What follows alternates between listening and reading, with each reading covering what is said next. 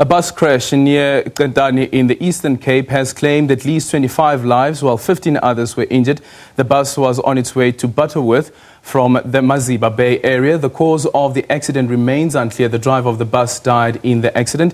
Joining us now for more on this is the Transport Minister, Fikile Mbalula. Good evening, Minister, and welcome to the Full View. When did you find out about this bus accident and what information was relayed to you at the time?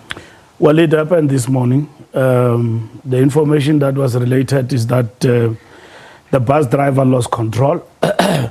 And then in that sense, then the bus rolled, in that particular area. Mm-hmm. Yes. Have you been able to discern whether or not the bus company itself is at fault for this particular accident? Because we understand that this is not the first time that this bus company has been involved in an accident. There's a 2015 accident as well.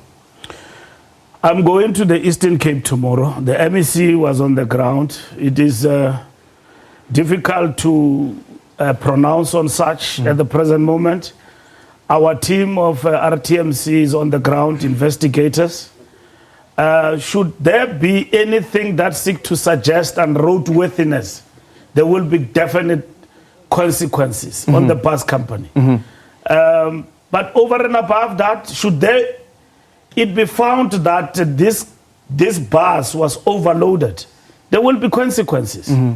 Yes, of course, roads must be built, must be fixed.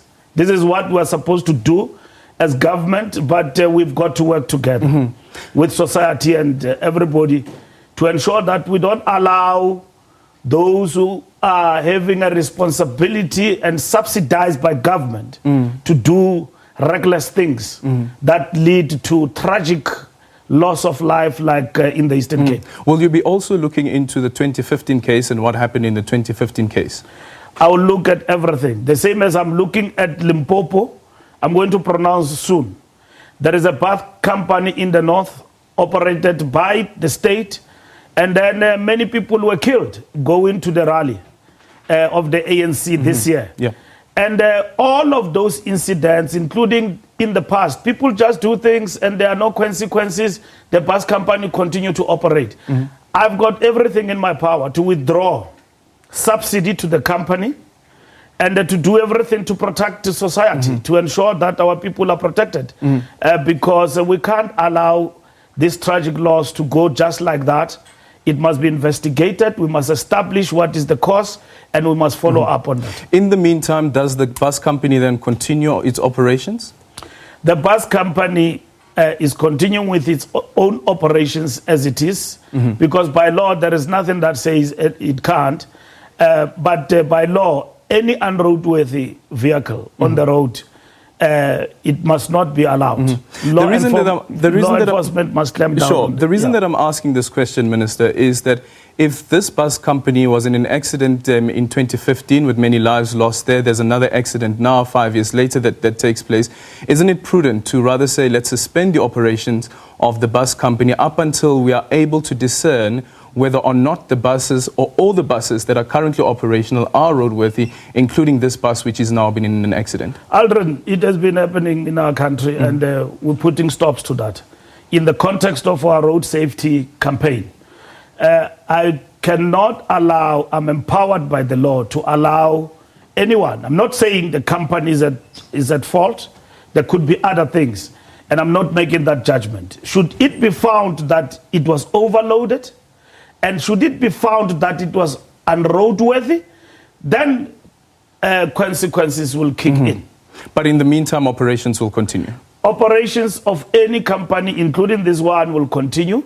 And it will be informed by evidence that I've got to make a determination about the company. If the accident reconstruction officer finds that actually one of the reasons that led to this accident is because of the poor road conditions, does this then mean that government would also be taking accountability for this? Government takes accountability. Immediately when those people got involved in the accident, a road accident fund takes accountability in relation to the lives that have actually been lost. And in this particular instance, it takes into consideration all those particular facts that come with the construction of the accident, you know, as to what led to the accident. So government through Road Accident Fund does take liability in relation to the death of people on the road. But taking the liability, Minister, means that you are now dipping into the coffers of the state to pay for something that the state should have helped prevent by having roads that are roadworthy. Roads must be roadworthy. Yeah. So who takes responsibility for roads that are not roadworthy? The roads that are not roadworthy, it is government. In terms of this, it is a regional road, and it will be the province and so on. So that road, as I've been briefed, it was under construction in terms of it being prepared and all of that. Now the accident happened. So road is a responsibility of government, and equally we have to take care of the roads throughout the Republic. Will heads roll from government side at least? Heads will roll in the instance where in which there's been negligence in anyone who's been involved in terms of this accident, including if this accident could have been preempted, and because of recklessness on the part of anyone in terms of the total picture, heads will roll, consequences will follow. Okay, Minister, just quickly in closing, the e-toll saga, how far are we with regards to that? The Premier of Gauteng said that there should be an announcement very soon. He said the decision has been taken by the President. The e-toll issue, we have reported that it is before Cabinet, and Cabinet will pronounce. And I've said that because it's not an easy matter. We were given a mandate to go back and together with Treasury, because to look at some of the options, because we're looking at the question of if we scrap the e-tolls, what are the options for us in terms of roads in the Republic of South Africa? And that's what we're looking at. Has a decision, though, been taken yet? There's no decision. Once decision is taken, we'll call a press conference and then we'll announce and give the details about the decision of Cabinet on e-tolls. So it's not true what the Premier told the people of Gauteng, that a decision has been taken and the President is just about to announce that? Well, there is no decision that has been taken. I'm the Minister of Transport. I'm in charge of the process of the e-tolls in the Republic mandated by the President. And I've explained to the Premier of Gauteng that Cabinet is processing the matter. And I've explained even those who are concerned, outer and all of them, that the matter is before Cabinet. I've explained that. So I'm saying to you, when there is a decision, I'll be standing here explaining it to you. And that will happen. It will happen in the next Cabinet. And once that Cabinet has taken a decision on the matter, we will gladly inform South Africa. But Minister, even last year, December, you said exactly the same words and said by the 25th of December, we will know what the decision is on e-tolls. The ball was then, the can was kicked down the road. We had the minister in the presidency also saying that once Cabinet has its first meeting in the new year, there will be a decision. And yet here we are in the third month of the year and there's still no decision on e-tolls. There are minds around the issue of the e-tolls now. It is a full Cabinet issue. So according to our plans, we wanted e-tolls to be done and dusted by last year.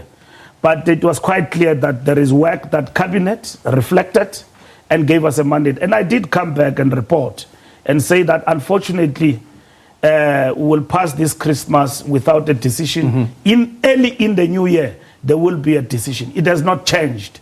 Yes, we wanted by now to have, finished that particular process. But because, you've got minds on the table, around the table on the matter. So we don't think alike, and wisdom comes and so on. Look at the issues. We've got to go back and do our work, and that is what we've done. So we're ready to go back and finalize the matter and take a decision. Thank you so much, Minister Fikile Mbalula, the Minister of Transport.